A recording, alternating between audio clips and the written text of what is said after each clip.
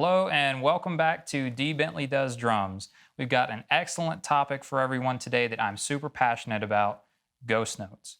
As rock drummers or beginning drummer of any genre, you need to first learn about dynamics when it comes to song playing. Dynamics are described literally as how loud or soft you're playing your music. So when you take it to the drum set application, one of the first types of dynamics you will be introduced to is a ghost note. And a ghost note is simply any note played in time but very softly. You'll often see it notated with parentheses in sheet music and often a little X as well. So when we take this to how it builds for song playing, your dynamics are going to help you convey emotion and hopefully elicit an emotional response to your listeners. The loud, jarring end of a music may be a climax, whereas the soft part of the music may make them listen in more closely. So you want to practice that with anything you do at your practice pad. And today I have both a practice pad application and we're going to look at it at the drum set. So we're going to take a very simple and basic rudiment that you'll get introduced to early on called the paradiddle.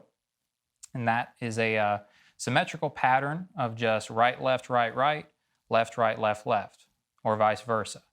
The diddle, if you will, is the two notes of the right, right, or the left, left. And we're going to try to make those as soft as possible.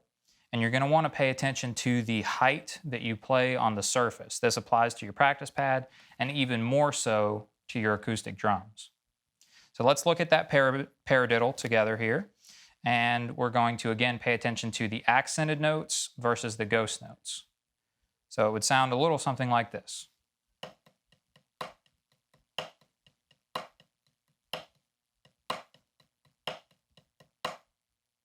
So you're going to want to practice that, of course, to a click track with a metronome so that you know that you're in time. But for the purposes of this video, we're just looking at the height of the stick. So this being an accent versus a ghosted note where you want to get as low to the playing surface as possible. When you get it up to speed, it really starts to matter. So this would be a little bit faster of the simple paradiddle pattern, but you'll notice that as it gets faster, if I wasn't ghosting the notes well enough, they would get lost in the feel.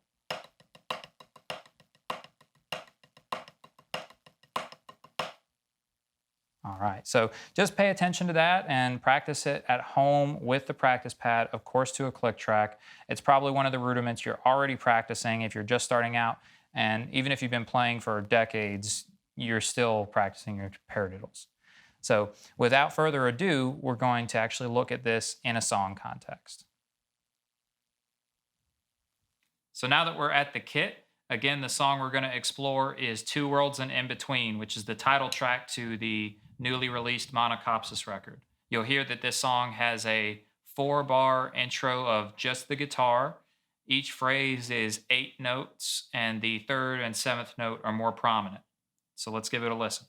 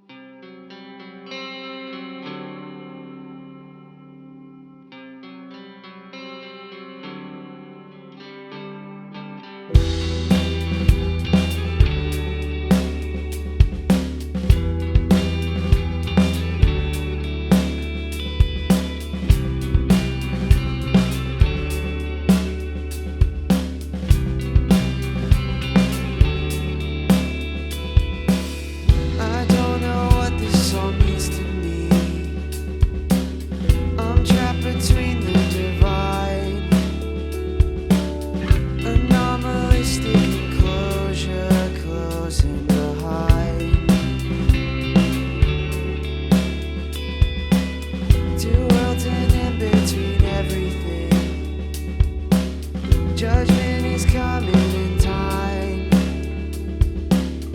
Or so I've been told. I know I can't be that far behind.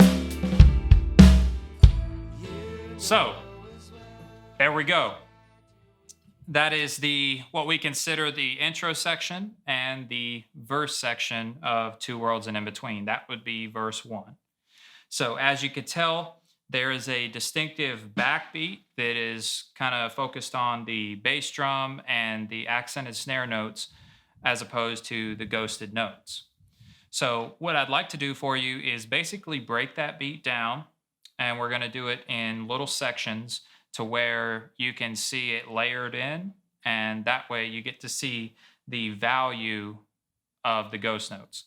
So if we were to take just the backbeat of that song, you can listen to that here. So this is going to be with no pulse really from the hi-hat, no ghost notes. It would sound really plain, like this.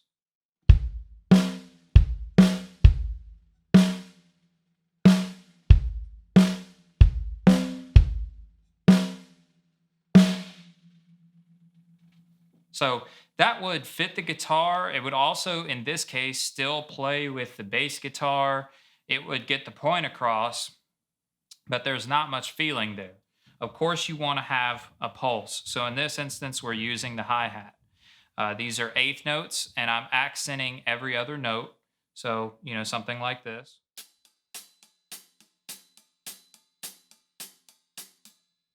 So let's put those two pieces together. We have the backbeat and the pulse. So that would sound a little something like this.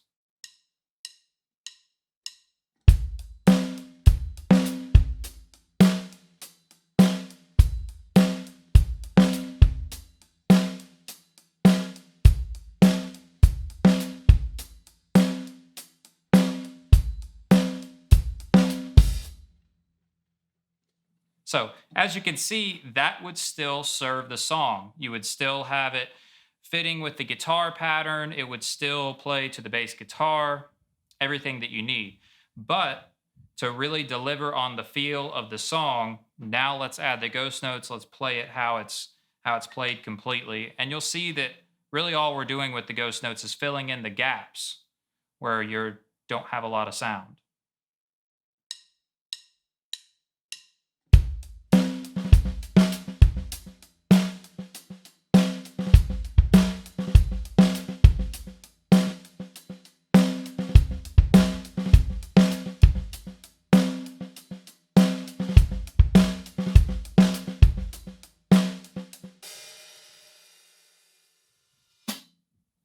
So, sounds a lot more full in my opinion. It still serves the song in the ways that we had before with the backbeat, with the pulse that you need. But I can even break this down a little bit further for you guys just to see how we kind of piece it all together. A little trick with this is that I'm creating a triplet feel to roll into the first backbeat. So what I mean by that is there are two notes ghosted and then the bass drum.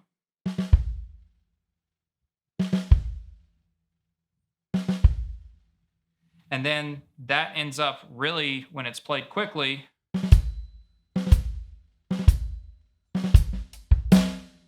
so that kind of rolls you into your first backbeat. So I do that twice. Again, we're accenting where the guitar was, which is the third and the seventh note of that eighth note phrase.